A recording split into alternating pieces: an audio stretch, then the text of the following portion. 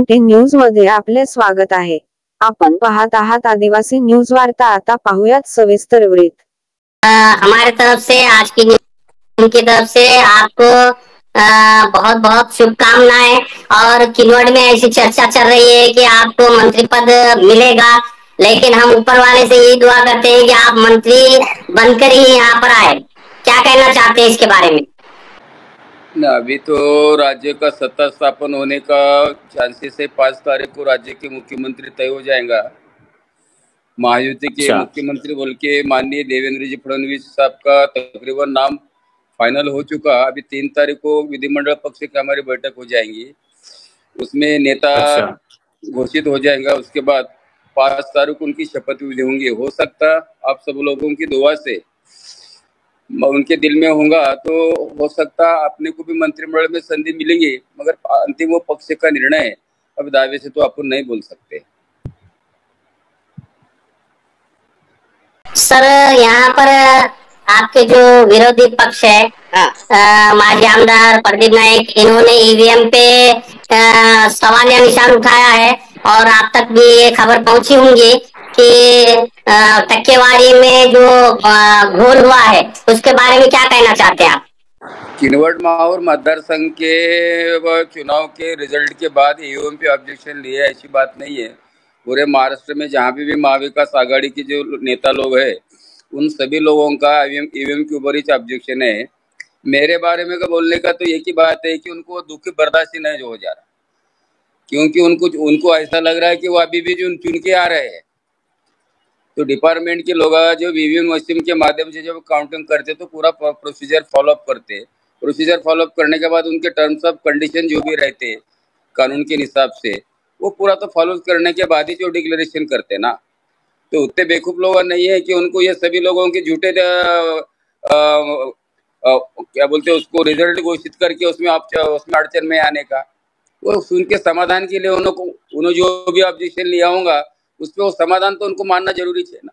आदिवासी क्षेत्र म्हणून किनवट तालुक्याला कृषी महाविद्यालयाची परवानगी मिळालेली होती, परंतु मागील 5-7 वर्षापासून ते सुरू झालेले नाही। तर कृषी महाविद्यालय सुरू करण्यासाठी आपले काय प्रयत्न राहतील?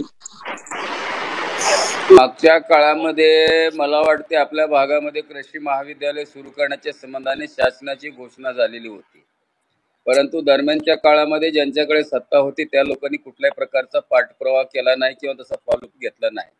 नेमकं हे प्रकरण कशामुळे अडलेलं आहे याची पूर्ण माहिती घेऊन शक्यतो आपल्या भागामध्ये कृषी महाविद्यालय, मेडिकल कॉलेज आणि बाकीच्या ज्या काही सुविधा आहेत आदिवासी उपयोजना क्षेत्रातून संलग्नित कृषी विद्यापीठाशी असणारा विषय असल्या कारणाने त्यांच्याशी चर्चा करून, कारण तो विभागाचं महायुतीच्या सरकारमधल्या बहुतेक भारतीय जनता पार्टीच्या नेतृत्वाकडे कृषी हा विभाग येण्याची शक्यता आहे। त्याच्यामुळे हा विषय शक्यतो सोडवण्याचा मी प्रयत्न करेन, कारण माझ्या भागामध्ये कृषी महाविद्यालय असेल, मेडिकल कॉलेज असेल, डी-फार्मसी असेल, एम-फार्मसी असेल, ह्या ज्या महत्त्वाच्या ज्या काही युनिट्स आहेत त्या ठिकाणी अधिक शक्यतो आदिवासी उपयोजनेतून ह्या उभ्या कराव्यात अशा पद्धतीची माझी इच्छा आहे। प्रलंबित जे सूतगिरणी आहे ज्याला 62-63 एकर जमीन आमच्याकडे उपलब्ध आहे, काही कारणास्तव ती सूतगिरणी त्या ठिकाणी होऊ शकले नाही। ते सूतगिरणी परत एकदा आपल्याला कशा पद्धतीने त्याचे संबंधित विभागाशी चर्चा करून उपयोजनेच्या म्हणजे न्यूक्लियस बजेटच्या अंतर्गत असणारी ही युनिट होती, त्याच्यामध्ये परत आणखी आपल्याला काहीतरी वेगळ्या पद्धतीने मार्ग काढून तेही कार्यान्वित करण्याच्या, परंतु लायसन्स फ्री असल्यामुळं आता शासन त्याला हमी घेत नाही। परंतु आदिवासी क्षेत्र असल्यामुळे खास बाब म्हणून एक साखर कारखाना आहे त्या ठिकाणी, कारण 2 लायसन्स आपल्याकडे उपलब्ध आहेत। एक पैनगंगा साखर कारखान्याचा एक लायसन्स आपल्याला मिळालेला आहे, दुसरा सहस्रकुंड साखर कारखाना, असे 2 लायसन्स आपल्याकडे आहेत। दोन्हीपैकी कुठलं लायसन्स त्या ठिकाणी मर्ज झालंय हे थोडंसं त्या शहानिशा करून ही महत्त्वाचे युनिट त्या ठिकाणी उभे करायचे आहेत। MIDC मध्ये तेलंगणा लागून असल्यामुळे मुख्य बाजारपेठ आणि तिथे उत्पादित मालाला चांगल्या पद्धतीचं बाजारपेठ उपलब्ध होईल अशा दृष्टिकोनातून विचार करून 150 एकर असलेल्या MIDC मध्ये व्यावसायिक दृष्टिकोनातून खाजगी क्षेत्राने काही उद्योजक त्या ठिकाणी येऊन एक चांगल्या पद्धतीचा उद्योग उभा करून आपल्या लोकांना रोजगार देऊ शकतील काय, अशा पद्धतीचा माझा त्या ठिकाणचा प्रयत्न आहे। निश्चितच काही ना काही गोष्टी या ठिकाणी करण्याचा माझा प्रयत्न राहील। एवढं मात्र निश्चित आहे. आरोग्य सेवा फार काही चांगली नाही. येत्या काळात यामध्ये सुधारणा करण्यासाठी आपण काय करायचं?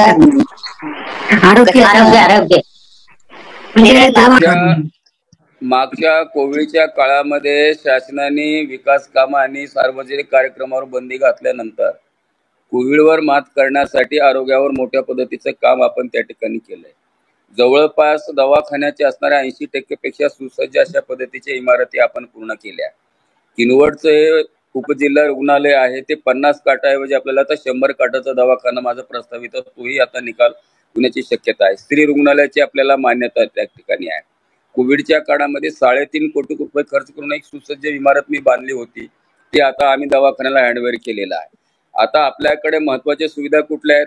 कोविडच्या काळामध्ये आपल्याकडे व्हेंटिलेटरची व्यवस्था उपलब्ध करून घेतली, ऑक्सिजन प्लांट आपल्याकडे आहे, त्याच्यानंतर आम्ही सिटी स्कॅन मशीनची व्यवस्था केली, डायलिसिस सेंटर उपस्थित केलंय, ब्लड बँक सुरू केलंय. कर्मचाऱ्यांची जे वाहनं आहे त्या फिलफिल कशा पद्धतीने भरून सुसज्ज आपल्याला आरोग्य सेवा त्या ठिकाणी आपल्या लोकांना कसं उपलब्ध होता येईल या संदर्भाने प्रयत्न करणार आहे. दुसऱ्या मेडिसिनच्या संदर्भामध्ये आपल्या तालुक्यातल्या लोकांनी चिंता करण्याचं कारण नाही, कारण उपयोजनेच्या क्षेत्रातले असल्यामुळे मेडिकल्ससाठी आदिवासी उपयोजनेच्या क्षेत्रातून भरपूर अशा पद्धतीचे निधी आपल्याकडे त्या ठिकाणी उपलब्ध आहेत. त्याच्यामुळे मेडिसिनच्या बाबतीमध्ये काळजी करत नाही, पण एकवाक्यात आणण्यासाठी थोडंसं मला त्याच्यात लक्ष घालून व्यवस्थित आरोग्य सेवा सुरळीत करून आपल्या लोकांना आरोग्याच्या संदर्भामध्ये सेवा कसं देता येईल हे आपण त्या ठिकाणी प्रयत्न करणार आहेत.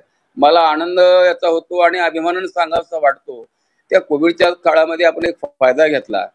आपल्या दोन्ही उपजिल्हा रुग्णालयाच्या सह तालुक्यातल्या 17 प्राथमिक आरोग्य केंद्राला आपण रुग्णवाहिकेची व्यवस्था करून दिली.